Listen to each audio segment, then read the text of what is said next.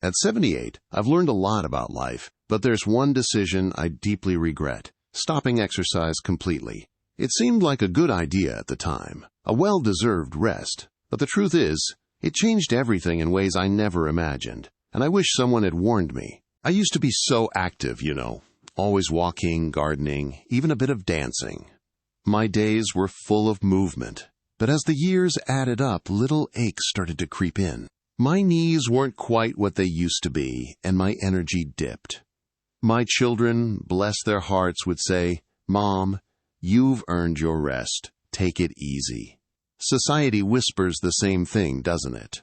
That getting older means slowing down, sitting more. So, slowly, almost imperceptibly, I started to listen. I traded my walks for quiet afternoons and my garden trowel for a good book. It felt natural, a gentle surrender to age. I told myself I deserved it. After decades of work and family, wasn't it time to finally put my feet up? My body felt tired, but I convinced myself it was simply age, not a lack of movement. Friends, even my doctor, reinforced the idea of taking it easy. Doesn't that sound reasonable? So well-meaning? But before you settle into that same quiet comfort, I want to share 7 hard truths I wish someone had told me. Because the truth is, this rest isn't just about ease. It changes everything. At first, it was so subtle I barely noticed. A jar lid seemed tighter than usual. A grocery bag felt a little heavier on the walk from the car. I'd reach for something on a high shelf and feel a surprising strain, a whisper of weakness I hadn't known before. I'd simply tell myself, "Well, Evelyn, you're just getting older, aren't you?" I'd laugh it off, attributing these small struggles to the inevitable march of time, not to the quiet, insidious consequence of my decision to stop moving. I thought I was resting, but my body was slowly, silently, forgetting how to be strong. The real shock came about a year after I'd stopped exercising completely. My home, this familiar space I'd navigated for decades, suddenly felt alien. There's a short flight of stairs up to my bedroom, just 7 steps. I'd walked them hundreds of thousands of times without a thought. But one evening, after a long day of reading and sitting, I put my foot on the first step and felt a strange hesitation. By the 3rd step, my legs were heavy, my breath caught in my throat. I had to grip the banister, pulling myself up, step by agonizing step. I remember my heart pounding not from exertion, but from a mix of frustration and utter disbelief. My own stairs, in my own home, had become a formidable climb. It was a humbling, almost shameful moment, a vivid illustration of how quickly strength can vanish when it's not used. That moment on the stairs, it wasn't just about a few steps, it was about everything. The invisible decline isn't just about big activities like hiking or gardening. It creeps into the everyday, bending to tie your shoes, getting up from a chair, carrying a cup of tea. These are the small freedoms that define your independence. I learned, the hard way, that your body is a use-it-or-lose-it machine. So if you're thinking about letting go of regular movement, ask yourself this: are you truly prepared for how quickly your body will forget what it means to be strong? Because once that strength starts to slip away, it takes a monumental effort just to get back to where you started. After the initial shock of losing my leg strength, a more insidious truth began to emerge. It wasn't just about walking upstairs. It was about the small, daily acts that define what it means to be independent. I remember standing in my bedroom some mornings, staring at my socks, bending down, reaching my feet. Tasks I'd done without a thought for decades became a monumental effort. My fingers fumbled with buttons on a shirt that once fastened easily. I'd sigh, sometimes out loud, muttering, "It's just age, Evelyn." But deep down, I knew it was more than that.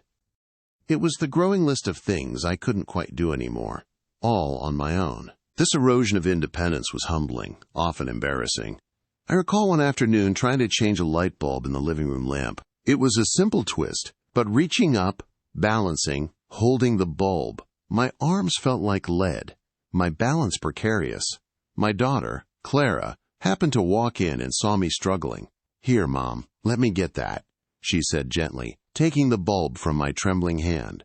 I felt a wave of gratitude, but beneath it, a hot flush of shame. To need help for something so basic, something I'd always managed effortlessly. It wasn't just the light bulb. It was the realization that the capable Evelyn, the one who prided herself on being self-sufficient, was slowly fading. My daughter was wonderful, but the feeling of becoming a burden, even a small one, was a heavy weight. True independence, I now understand, isn't just about living alone. It's about the quiet confidence that you can manage your own life, your own body, without constant reliance on others.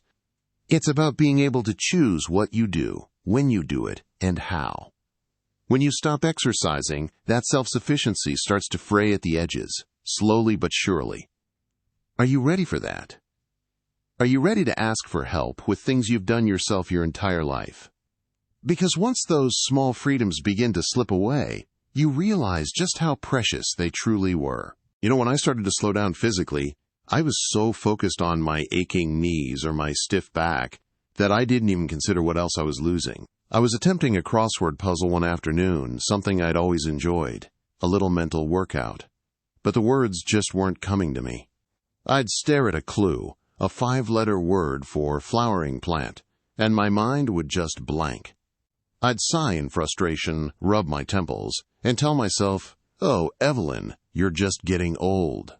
I attributed it to age, a natural part of life, never once connecting it to the fact that my body, which once moved freely, was now sitting still for hours on end.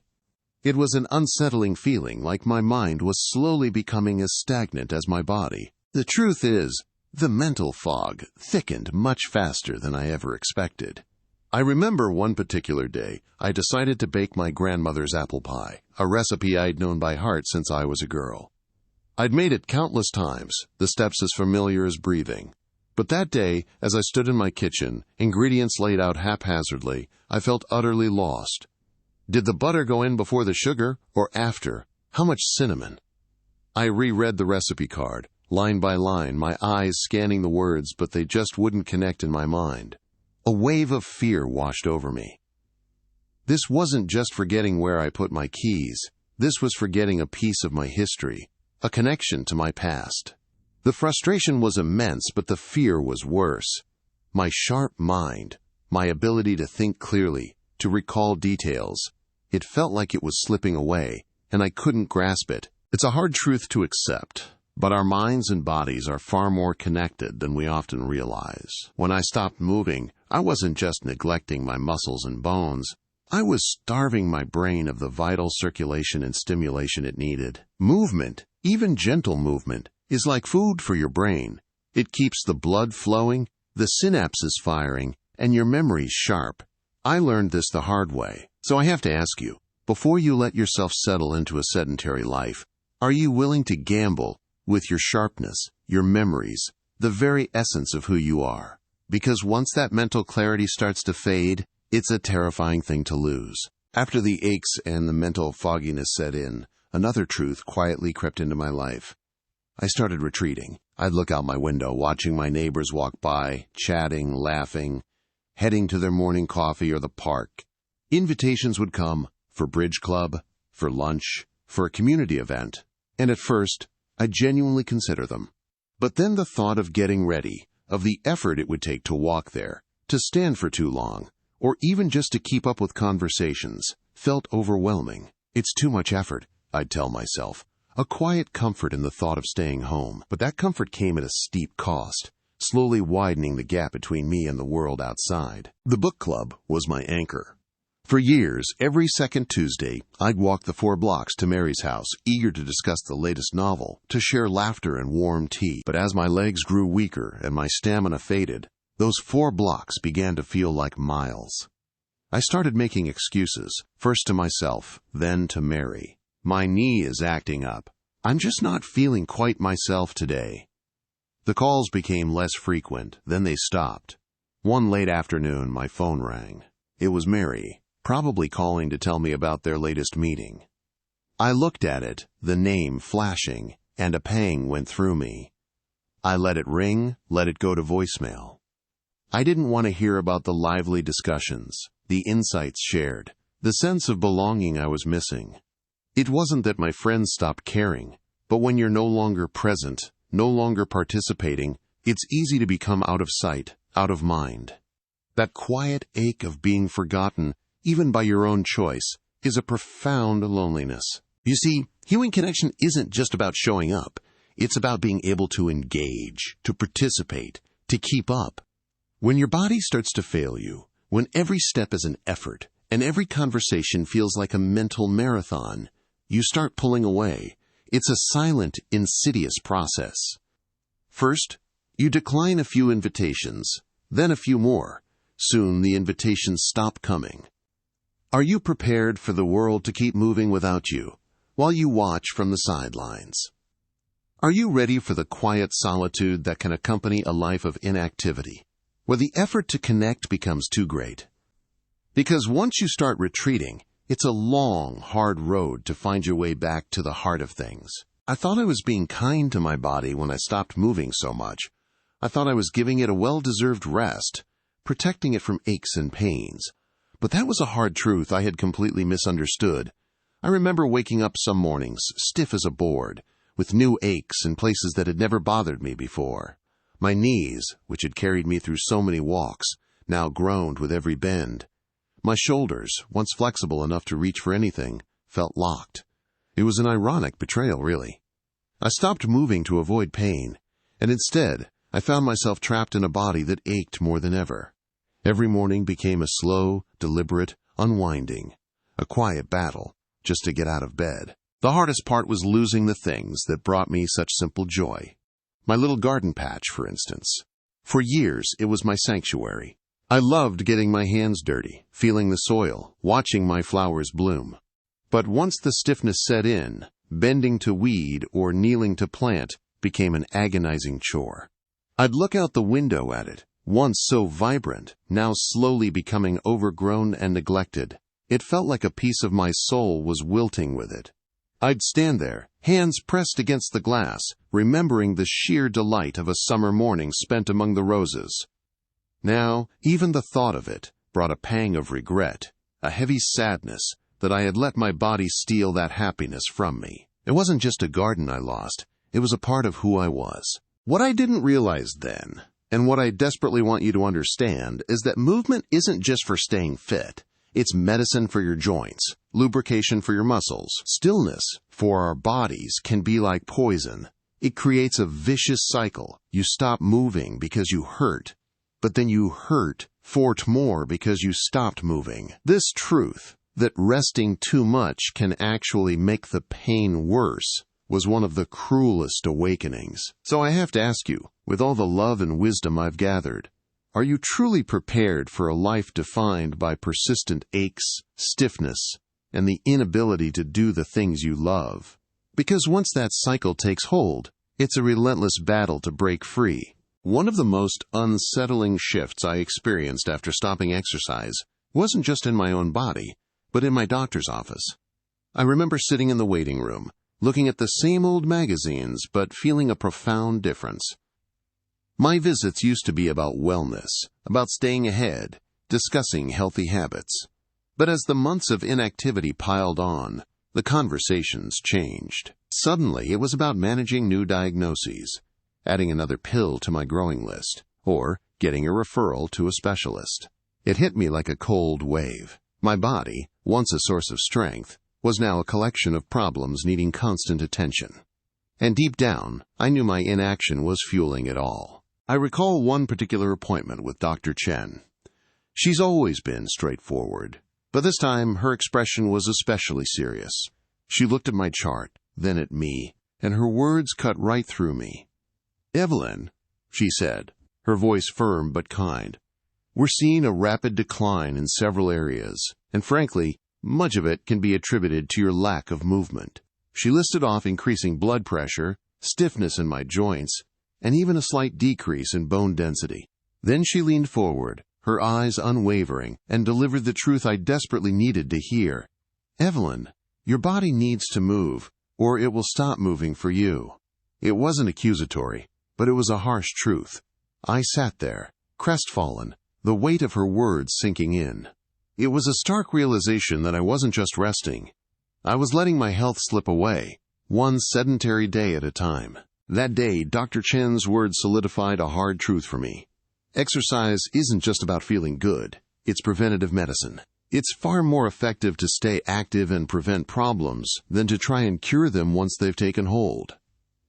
I wish someone had driven that point home to me earlier, before my doctor visits became less about thriving and more about surviving.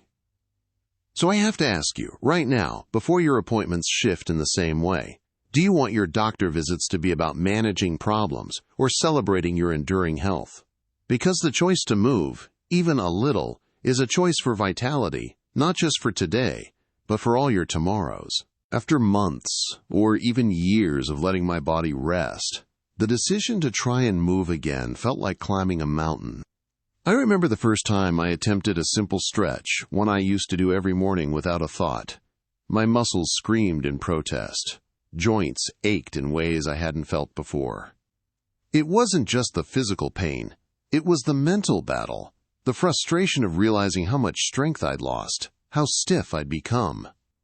Every small movement was an uphill battle, a stark reminder of what I used to be. It was tempting to just give up, to tell myself it was too late. But I knew the regret of not trying would be even heavier. One day, I decided I would walk just one block, to the corner store and back. It was a route I'd taken thousands of times, almost unconsciously. But that day, it felt like an expedition. Every step was a conscious decision, a push against unwilling muscles. My breath came short and ragged, my legs felt like lead. I had to lean against a lamppost halfway, heart pounding, sweat beading on my forehead. The shame washed over me. How had I let myself get to a point where a simple block was a monumental challenge? It wasn't just physical exhaustion. It was the profound emotional weight of realizing how far I'd fallen. I understood then. It's not just a journey back. It's a marathon just to get back to the starting line of where you once were. The ease of letting go was a cruel illusion. So yes, getting back to even a fraction of what I once was has been incredibly difficult. It demands patience, grit, and a stubborn refusal to give up. But let me tell you, what's even harder is living with the regret of not trying, of watching your life shrink around you because you allowed your body to wither. Maintaining your strength and mobility now, even with small, consistent efforts, is infinitely easier than trying to reclaim it from the depths of inactivity. Are you prepared for the possibility that once you let your strength go, getting it back will be the hardest fight of your life? Or will you choose to fight for it today, while it's still within your grasp? Looking back, I don't regret the wrinkles or the slower pace of life that comes with age. My deepest regret is believing that stopping exercise completely was the right choice. I thought I was resting, but what I was truly doing was slowly dismantling my own life. I learned that physical decline isn't just about getting older. It's about the choices we make. I saw my independence slip away, my mind grow foggy, my social circles shrink, and my body ache with a new, constant pain. My doctor's visits became about managing problems instead of celebrating health, and the truth is, trying to get it all back has been the hardest fight of my life. I'm sharing my story not for pity, but because I wish someone had shaken me and told me these things years ago. Please, listen to an old woman's regret. Your health today, your ability to move, to think clearly, to connect with others, these are treasures. They are more precious than you realize, and they are easier to lose than you might ever imagine. Don't wait until you're struggling up a single step or forgetting a beloved recipe to understand their true value. So what can you do?